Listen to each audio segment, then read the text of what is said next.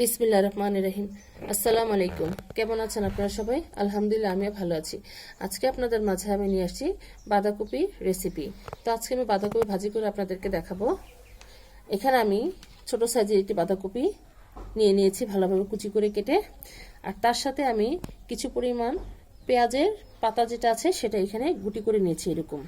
আর এখানে একটি গাজর, বড় সাইজের একটি গাজর আমি এভাবে কেটে নিয়েছি, ঠিক এভাবে একটু পাতলা পাতলা করে কেটে নিয়েছি যেন সেদ্ধ হতে সুবিধা হয়।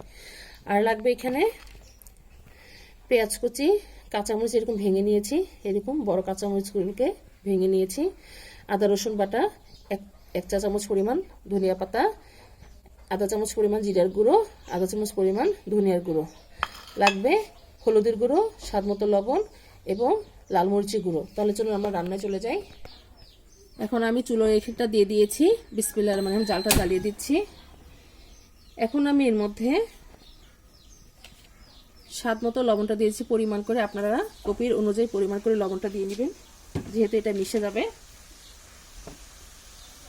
এখানে লাগবে আধা চামচ পরিমাণ লাল মরিচের গুঁড়ো, আধা চামচ পরিমাণ হলুদের গুঁড়ো, আর লাগবে এখানে আদা রসুন বাটাটা দিয়ে দিচ্ছি। কাঁচামরিচটা একটু পরে দেব, একটু নরম হয়ে আসলে ধনিয়ার গুঁড়োটাও দিয়ে দিচ্ছি।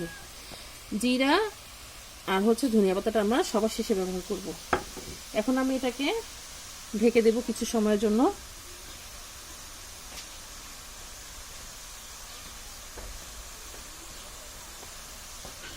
আমি ঢেকে দিলাম, তাহলে একটু নরম হয়ে আসুক, তারপর আমরা 10 মিনিট পর ফিরে আসছি। এখন আমি 10 মিনিট পর ফিরে আসলাম। এখন এটাকে আমি একটু নাড়া দিয়ে দিব।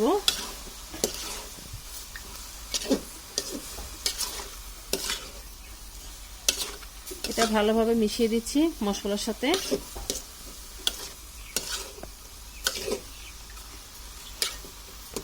এখন এর মধ্যে আমি যে কাঁচামরিচগুলো আছে সেটাও দিয়ে দিব। কাঁচামরিচগুলো দিয়ে দিচ্ছি। এখন আবার একটু ভালোভাবে নেড়ে দিচ্ছি। এখন আমরা কিছুক্ষণের জন্য এটা ঢেকে দেব সেদ্ধ হওয়ার জন্য। তাহলে সেদ্ধ হওয়া পর্যন্ত আমরা অপেক্ষা করি। আমরা কিছুক্ষণ পর আবার ফিরে আসছি। আমাদের পানিটা প্রায় শুকিয়ে গিয়েছে। এই যে দেখুন, গাজরটা সেদ্ধ হয়েছে কিনা দেখতে হবে। সেদ্ধ হয়ে গিয়েছে। এটা পানি রাখা যাবে না, এটা পানিটা প্রায় শুকিয়ে আসছে। কপিটাও সেদ্ধ হয়ে গিয়েছে। এখন আমি এটাকে নামিয়ে নেব। নামিয়ে তারপর এটাকে আমরা বাগার করব।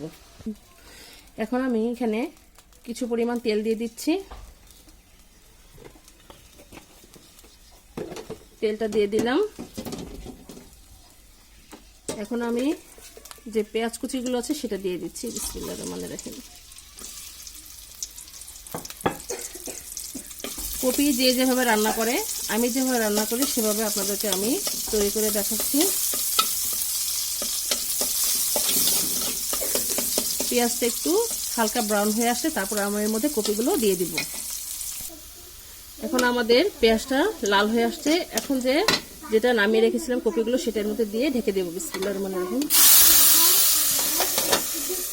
2 মিনিটের জন্য আমরা এখন ঢেকে দিয়েছি, যেন এর সাথে ভাপটা ভালোভাবে মিলে যায়। আমরা 2 মিনিট পর ঢাকনাটা খুলে আপনাদেরকে দেখাবো।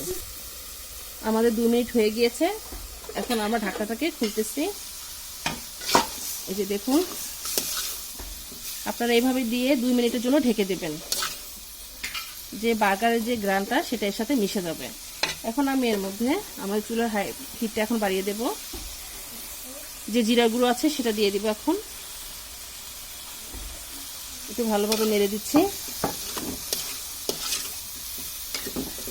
আমি যখন এই ভাজিটা করি সবাই আমার এই ভাজিটা খুব প্রশংসা করে, যেহেতু এই ভাজিটা এমনিতে রান্না করলে এটা অনেকটাই ভালো লাগে খেতে। এখন আমি এর মধ্যে যে ধনিয়া পাতাগুলো আছে সেটা দিয়ে দিব। আমি হাতে ছিঁড়ে দিব, আপনারা চাইলে কেটেও দিতে পারেন। হাতে ছিঁড়ে দিচ্ছি আমি ধনিয়া পাতাগুলো। এখন এটাকে 2 মিনিট নাড়াচাড়া করে তারপরে আমার চুলাটাকে বন্ধ করে দেব।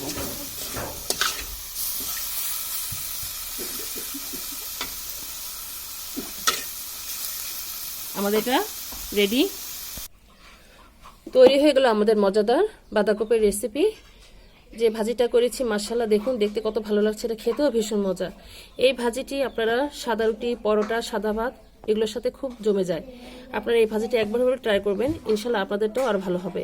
তো আমার এই বাঁধাকপির রেসিপিটা আপনাদের কাছে কেমন লেগেছে আমাদেরকে অবশ্যই কমেন্ট করে জানাবেন, আর আমার জন্য দোয়া করবেন আমি যেন আপনাদের মাঝে আরও রেসিপি নিয়ে আসতে পারি। তো আজ এই পর্যন্তই। আপনারা যে যেখানে আছেন ভালো থাকেন, সুস্থ থাকেন। আল্লাহ হাফেজ।